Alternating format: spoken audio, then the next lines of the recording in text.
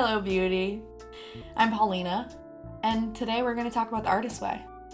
I talk a lot about the artist way, and I'm honestly tired of hearing myself talk about the artist way, and so I thought, what better place than YouTube? I just go on and on and on, and then you have it all in one place so that I can stop talking about it. I want to keep talking about it. I want to keep taking people through it, but man, promotion, not my favorite thing to do. Anyways, hi, how are you? It's cold here in Minnesota, in central Minnesota. I experienced my first sub-zero wind chill, and I don't feel as sad as I thought I would. I lived in New York for 10 years, and I felt sad in that cold, but I was also doing a lot of drugs, so it's hard to tell what was making me sad.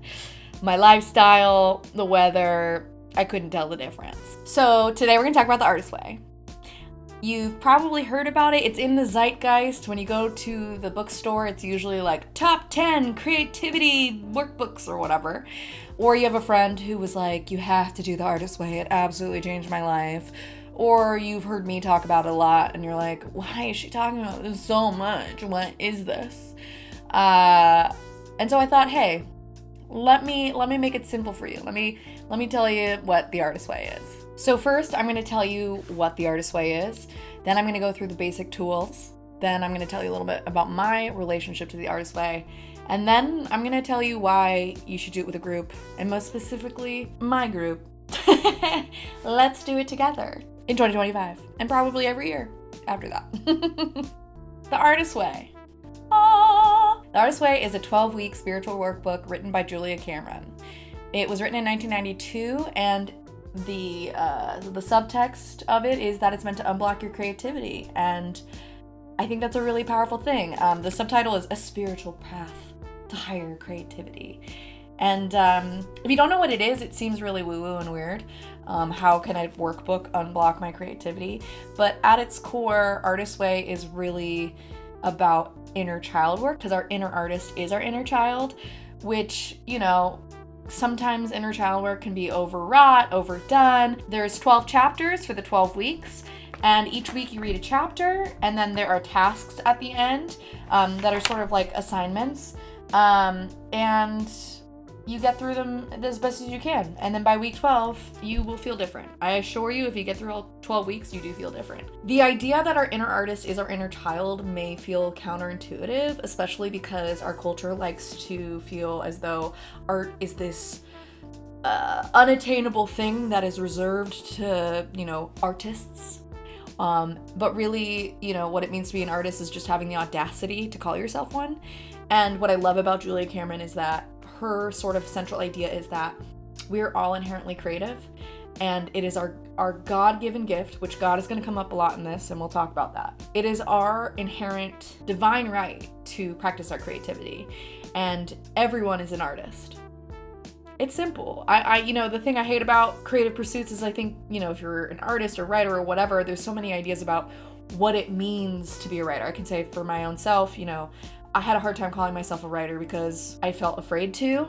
And once I went through the artist way, I had no problem calling myself a writer, because you're a writer if you write. And it really can be that simple. And so ultimately, once you're in touch with your creativity, it's not as hard or as difficult to claim your own artistic identity. This pursuit of becoming an artist is not about deprivation or going to the Himalayas and meditating with monks. This is not about monastic purism. This isn't about sort of achieving a higher realm so that you can be an artist. Really, what this is about is taking play seriously. And I think in a world that is really hard to be in, we don't prioritize play a lot. And so one of the quotes I really love is like taking our playfulness seriously. And I think when we are connecting with our inner child, we're really connecting with what we find to be fun.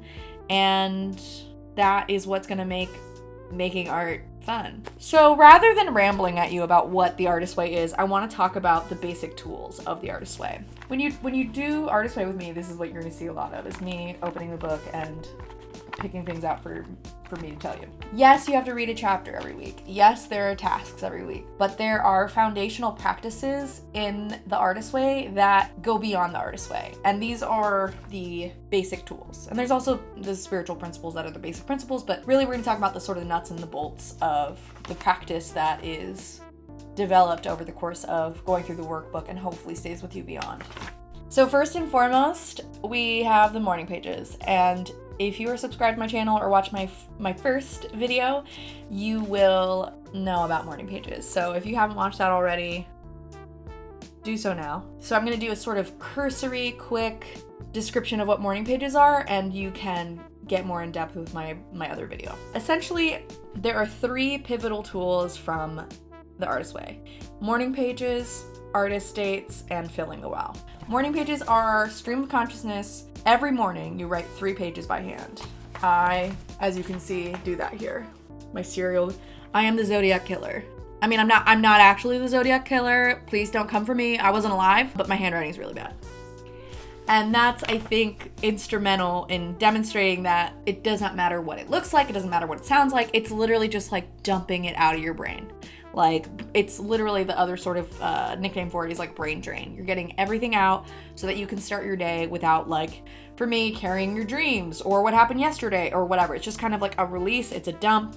It's also teaching you how to get rid of your censor. I know that a lot of people sit down to write and they're excited to do something, and all of a sudden their brain's like, that's dumb. Or that thing that your mom said in the 3rd grade that you think is your own voice, but it's actually not. It's something that someone said to you in the past and you can't let it go. Morning pages teach you how to, bye, sayonara, thank you but no thanks, and keep writing. If anything, the most valuable practice from the Artist Way is morning pages. Again, watch my previous video. I don't want to bore you. I could talk about morning pages for 600 days. I don't want to test that, but I probably could. And whenever Julia Cameron uses italics, listen up, it's important. The morning pages are the primary tool of creative recovery. Morning pages are non-negotiable. It also helps us get in touch with our higher power. Whatever it is that we divine with, whether it's God, higher power, Medusa, Elvis, whatever you're channeling, your morning pages are your way of practicing how to open up the channel and get it out. As she writes, it is very difficult to complain about a situation morning after morning, month after month, without being moved to constructive action. The pages let us out of despair and into undreamed of solutions. Also, throughout the Artist Way, there's like delicious little quotes on the side, and I like this one specifically. It's by Robbie Gass, and it says, like an ability or a muscle, hearing your inner wisdom is strengthened by doing it. And I can't think of a better way to end my thoughts on morning pages, because my God, the practice of a daily action has benefits, it turns out. I'm upset about it too, but it turns out. Doing something every day makes you better. Anyways, next we move on to artist dates. Artist dates are meant to be one time every week that you go out and do something by yourself. You can't go with your boyfriend, you can't go with your mom, you can't go with your kid. It could be an hour, it doesn't have to cost money, but it is something that feels like it would be fun. And the sort of example that I always do every year is your artist date could be a feminist discussion panel or going to the trampoline park. There's nothing wrong with going to the feminist discussion panel, but is that what your inner child wants? Does your inner child want to talk about intersectional feminism? Or does your inner child want to go to the trampoline park and jump? I've used this example for 4 years and I have yet to go to the trampoline park. I'm dying to go to the trampoline park. I will be going to, I need to go to the trampoline park. Anyways, it's supposed to be something that just seems like unadulterated fun. Something that I used to love to do as a kid. I loved jumping on the trampoline. We had one in the backyard. I would do flips. I would do so many rotations in the air. This quote by Stephen Nachmanovich encapsulates sort of who we're working for. He says, the most potent muse of all is our own inner child. This can be as simple as going to the 99-cent store and giving yourself a budget of $10 and getting little knickknacks. It can be buying crayons and coloring. It can be literally listening to one whole album without looking at your phone. Sometimes I have said that naps can be artist dates, a really luxurious bubble bath. Like, it's just learning how to be with yourself. That's it. And it's also learning what you actually think is fun versus what you think you're supposed to think is fun. She says, spending time in solitude with your artist child is essential to self-nurturing. Because yes, we're coming to this book because we are trying to unblock our creativity, but really what we're learning is that life is our primary medium. Life is our primary medium, and how we live our lives is how we make our art. And so, she has an example of like, Karen was a high achieving lawyer, and then she saw a fluffy pillow that she wanted, and so she bought it, and then she started taking salsa classes, and then she had like scarves all over her house, and now Karen does salsa and has fuzzy pillows. It's like I'm paraphrasing in maybe the worst way possible, but we're not going millennial pink here. Like we are going like, what is actually your favorite color? I know my favorite color. It's the Starburst. I call it Starburst Tropical Colors. Red, orange, pink, yellow, lime green. Okay, I know this because I've done this work, because I know what I actually like, not what I think I'm supposed to like or what you like. Artist dates can be movies, can be time alone. We are so afraid of being alone. Coming out of the pandemic, we're a little screwed up from being alone. But we're learning how to nourish ourselves, right? As the custodian of our inner artist, we're not only getting in touch with our inner child, but we're also learning how to parent our inner child. And part of being a parent is nurturing and taking care of. I think it's a worthy pursuit. I struggle with artist dates. That's going to be the first thing I always like drop the ball on and forget to do. And it feels bad. The more I do artist dates, the better I feel generally. I'm able to show up for things that I don't want to do when I also do things that my inner child want to do. And it doesn't feel as much of a chore when I'm also, taking bubble baths and naps and stuff. Recognize your resistance as a fear of intimacy, self-intimacy. Our creativity will use us this time to confront us, to confide in us, to bond with us, and to plan. That's the other thing too, is going on art dates is super inspirational. That's when I kind of start, I rev up and I fill the well, which is the final thing, filling the well. Art is an image-using system, she says. Any extended period or piece of work draws heavily on our artistic well. Overtapping the well, like overfishing the pond, leaves us with diminished resources. We fish in vain for the images we require. Our work dries up and we wonder why, just when it was doing so well. The truth is that work can dry up because it is going so well. As artists, we learn to be self-nourishing. She calls this process filling the well. We feed it images. Art is an artist brain pursuit. The artist brain is the sensory brain, sight and sound, smell and touch, taste. Magic is the element, stuff of art. And so because this was written in 1992, Pinterest didn't exist. This looks like having your little Pinterest board. This looks like having a folder on Instagram. This looks like literally cutting up magazines and collaging. This looks like going to museums. This looks like tasting interesting cuisine in your neighborhood, right? Like our body is a sensory organ, and as artists, we are constantly pulling on a wealth of experience. But when you stop experiencing things, both image, sound, sight, taste, there's a difference between mindlessly consuming and filling the well. And I think especially in being a contemporary person in the age of social media, it's easy to overconsume, very easy, and all of a sudden you're like in a TikTok hole and you're like, what even happened? I saw a baby and now I'm watching conspiracy theories about toothpaste.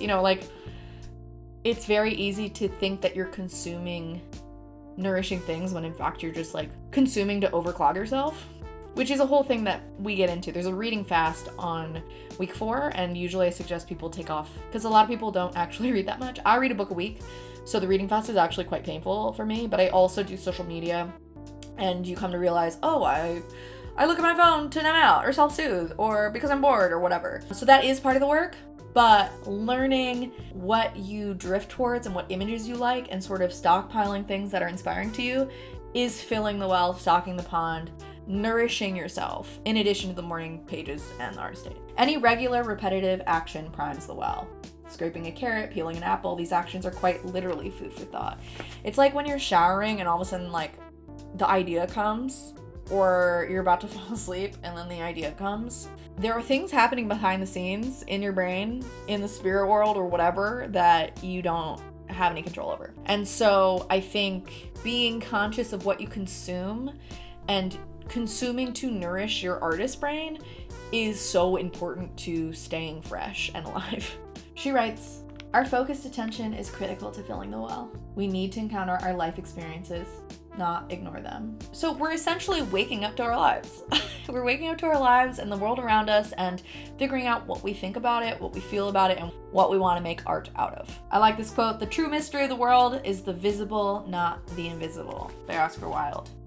And then she has you sign contract, which you can see I've signed many times. First, this copy was December 31st, 2021, which was, 9 days after I got sober, which is insane. And the last time I went through it was this January 21st, 2024. And I can see 1, 2, 3, 4, 5, 6. So that means I've led 6 cohorts through this book, which is about like 100 people, which is amazing. I wouldn't be talking about this if it wasn't actively a part of my own creative discipline. And I wouldn't be talking about it if I hadn't witnessed it work in other people's lives. I mean, I think that's the magic of it, is witnessing other people wake up to the visible.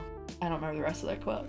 YouTube is great for ideas and it's great for inspiration, but ultimately, even if your medium is YouTube, even if your medium is film or screen or whatever, it has to go beyond the screen.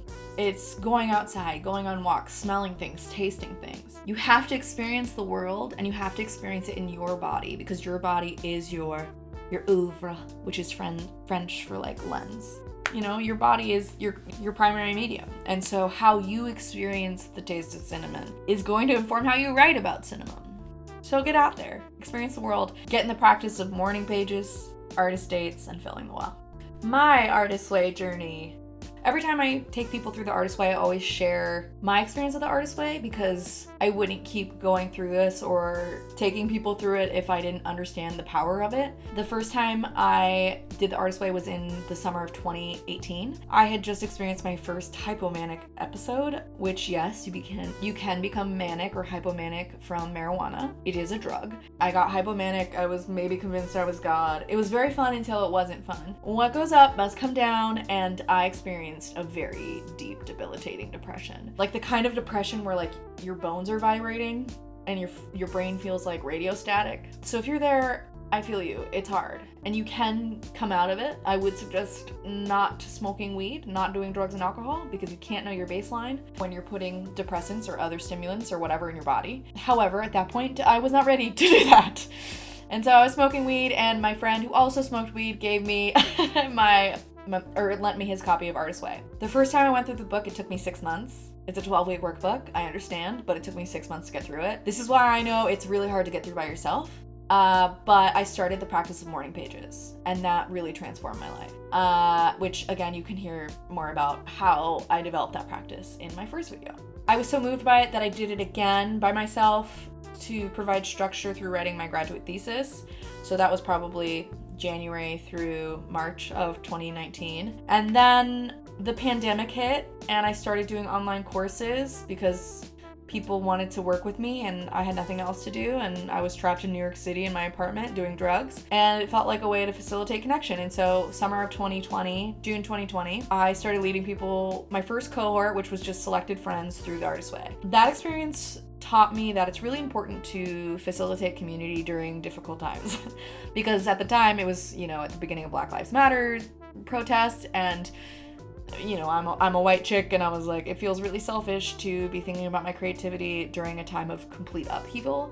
But ultimately, it kind of raised the stakes of the work we were doing, and that like we were able to digest what was happening in the world while also learning how to self-nurture and unblock our creativity and live in ways that were aligned with our values. So that was my first experience taking a cohort through it, and it was completely magical. And so that was 2020. Fall of 2021, I decided, hey, I've been doing all these online courses. Why don't I try to get people that I don't know go through the Artist Way? Little did I know I was gonna hit rock bottom December 2021. I got sober right before I led my first public cohort, January 2022. Obviously that was an intense experience, but Artist Way and 12-step programs actually have a lot of parallels. Julia Cameron is actually a sober woman of dignity and grace, just like myself. While moving my way through sobriety and facilitating these two cohorts of people, I was not only able to show up for myself, but also show up for other people, and doing the Artist Way sober was a completely different experience. She suggests you do it sober. As you can hear, I wasn't capable of doing it sober before I got sober, and that's fine. I still got a lot out of it. And even if you don't have substance abuse issues, just taking a break from substances, your entire everything wakes up. That's the point of this book, is to unblock. And I think sometimes substances, and there's an exercise called like the 7 deadlies, and you like write out strips of paper like sex, money, food, work, drugs and alcohol. You put them in a hat and then you pick it and then you have to like write on it. And I remember I did it once and I kept getting drugs and alcohol. I was like, I don't have a problem. You know, I did have a problem. But that's okay. It's all part of the journey. I did it sober. I did it with a cohort. I had to both stay sober for them and me, and move through this book in a way that just like totally was like transformative. I started ice skating again. I was a competitive figure skater in childhood, and I would not talk about it, think about it, anything. And so in sobriety, I came back to this thing that I had such a fraught relationship to, and it's now like a joyous part of my life again. 13 years of my childhood, 11 years being like, fuck that, I'm never talking about that ever again. And then getting sober and being like, should I start ice skating again? Like, I used to love that. I used to love it. I started drinking like right after I stopped skating, and then when I stopped drinking and doing drugs, my love for it came back. That feeling, I wanted that feeling of flow and God. And yes, there is a concept of higher power in Artist Way. This can be a struggle, especially if you come from a traumatic religious background. And I have deep respect for that. However, what is beautiful about Artist Way in the same way of 12-step is that it's a higher power of your own definition. And so I grew up praying to Elvis before ice skating competitions. And so coming up with a higher power of my own understanding came to me very easily. And I think that's why I enjoy facilitating it, is because I'm so open to everyone's higher power, God, good orderly direction, whatever it is, concept. Like I had one student say that their higher power was like them on a higher dimension, making all the right healthy choices. And as a newly sober person hearing that, I was like, thank you. I needed that. So I did January 22. I did 3 cohorts that year. I did summer and fall. And then I did again January 2023. And then this past year I did a year long where we did Artist Way and then read other books and then did her newest book, Living the Artist's, I think, Path or something. It's like an intuitive 6-week book. You know, that's a lot of cohorts. But each cohort I learned something different, and that's why I keep coming back to it. So all this is to say, I come to my cohorts with a lot of experience. I've done it high, drunk, sober, heartbroken, elated, in multiple states. I was teaching the cohort as I was moving out of my apartment in Brooklyn after my engagement ended, and my cat was like close to dead in a closet, and I was like outside of a storage center being like, tell me about your week, roses, thorns, artist dates. Because that's how I start every session, is tell us highlight of your week, low light of your week, and what you did for an artist date. There's no judgment. You could have started and stopped 15 times. I really think that doing it with a group serves as a benefit. At least I've experienced that myself. That's why I think you should join me January 2025 and join my cohort to do it with a group of people. A little bit about how the workbook works. Each week, different chapter. At the end of the chapter, there are a bunch of tasks. I think sometimes it can feel intimidating because it's a lot of tasks. What I suggest to my cohort always is do 3, 2 you really don't want to do, and 1 you really want to do. Ultimately, we are dealing with resistance in every aspect of our life, and so pushing through things that we don't want to do is good for you. So I always recommend doing 3 tasks a week. And then of course you're doing your morning pages, artist date, and using your body to sense and experience the world. One of my favorite tasks that happens early on is the Hall of Monsters and the Hall of Champions. The reason I love this one is because the first time I went through it, and when I'm honest, my mom was my number 1 Hall of Monster. Love you, Mom, love you, Sue. By the time, I've been through it so many times, this last time around, number 1 in my Hall of Champions was my mom. And so the beauty of this work is that, you're going on the same path every single time. You're doing the same exercises over and over, but you're seeing it from a different vantage point. Hall of Monsters is down here, Hall of Champions is up here. It's the same vantage point, but I can see it from a different distance. The work here is challenging. It is not easy, but it is important because it is work that has the capacity to change your perspective and your entire life. Another exercise I really love is the life pie. I'm going to demonstrate a life pie and you're going to see my chaotic visual style. Oh, and I'm going to use my favorite pen. It's an Uli. My best friend sent this in a birthday package, and it's like a fountain pen, but I think they're like disposable fountain pens. It's like a fuchsia color and it's so sexy. So we have spirituality, exercise, play, work, friends, and romance/adventure. I'm not like other influencers. I don't care about the aesthetic. I'm an artist who has horrible handwriting, and I'm okay with that. So as you can see with the life pie, this is my very wobbly life. And so basically what you're gonna do is you're gonna place a dot. Here's like, I'm at the top, tip, tip, and here's like, I'm at the depths, blow, blow. So what you do is you put a dot in relation to where you are. So I'm gonna use a different color because why not? It's my life. Exercise, I'm crushing it right now. I'm like at a point where I'm like moving my body in ways that feel nourishing and good, and I like feel sexy, which is crazy. I just like feel good and strong, and I've been lifting weights and it feels great. So I'm gonna put that top of the circle. Play. I'm okay. I could stand to play more. Couldn't we all? Work, I'm doing pretty good. I have some exciting prospects. I'm currently making a YouTube video to share myself with the world. Not as low as play, but it's a little higher, you know? Friends, low. I'm isolating because I live in central Minnesota and I'm from Los Angeles and I am not doing good at socializing. Okay. Romance and adventure. I'm doing pretty good. I've been going into the Twin Cities and that feels good. Spirituality, I feel good. Wow, for once I'm like really killing it at exercise. Okay, so you have these dots. And then what you're gonna do is you're gonna connect the dots. And this shows you where you are out of balance. Ideally, you want a little circle looking thing. She says like, if it looks like a tarantula, that's okay. Most people are out of balance. Most people are not used to assessing their lives on these terms. And so I love doing the life pie like often because it shows me where I need to put a little bit of focus. So I need to reach out to friends. I need to see people in the flesh.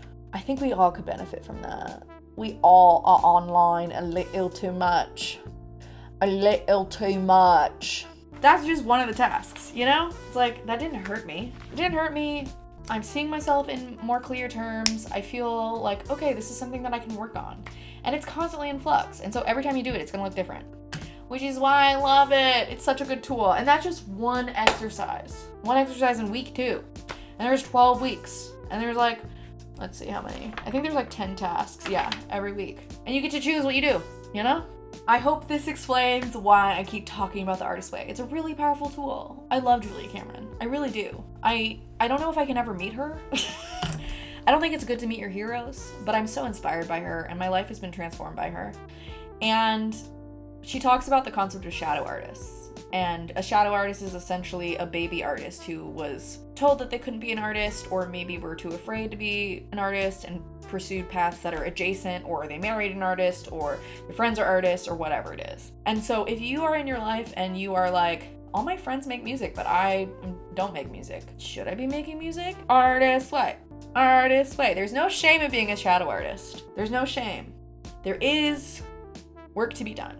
That doesn't mean you should shy away from it. It means there's an opportunity to change your life for the better. Because we're all artists, and I really truly believe we are worthy of living out our wildest dreams. That thing that like feels kind of scary, what I like to say, what feels hot to the touch, you should touch it. You should move towards it. For me, that's writing a memoir. I've been talking about it for 10 years. And that just because it hasn't happened yet doesn't mean it will never. And so whether it's writing a play or directing a movie or playing with Play-Doh, like whatever feels like juicy, sexy, yummy, that's what you should be moving towards. So hopefully joining my 2025 January cohort feels hot to the touch for you. As always, I really treasure working with people. And so if you want to join my cohort, if you want to do writing coaching, just follow me. Let's talk. Let's do it. As always, like, subscribe, comment. I'm really new to YouTube. I want to know what you think. I'm learning. I am being audacious enough to try something that completely terrifies me. And so why not take one tiny action that scares you a little bit? That is not dangerous, but feels dangerous because it's hard to do. I believe in you. I treasure you. I adore you. Have a little faith in yourself. You're worthy of more.